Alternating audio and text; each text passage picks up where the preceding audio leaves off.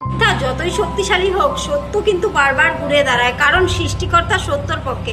আজকে সারাদিন কি কি রান্না করলাম সেইটুকুই সকলের সাথে শেয়ার করলাম। ভালো লাগলে অবশ্যই লাইক কমেন্ট করবে। মেয়েদের তো সারাদিনই পরিশ্রম করতে হয়, তার মধ্যে আসল কাজ হচ্ছে রান্না করা। দেখো সকালে কাজকর্ম সেরে রান্নার জন্য বসে পড়েছি। এখানে সবজি কেটে নিলাম, যেহেতু মাংস রান্না করব, সবজি কাটতে একটু সময় লাগে, তাই কেটে নিলাম সবজি। আমি বটিতেই কাটি সব সময়। আর এদিকে দেখো মাংস বলতে বলতে রান্না বসিয়ে দিয়েছি, পেঁয়াজ লাল লাল করে ভেজে নিলাম।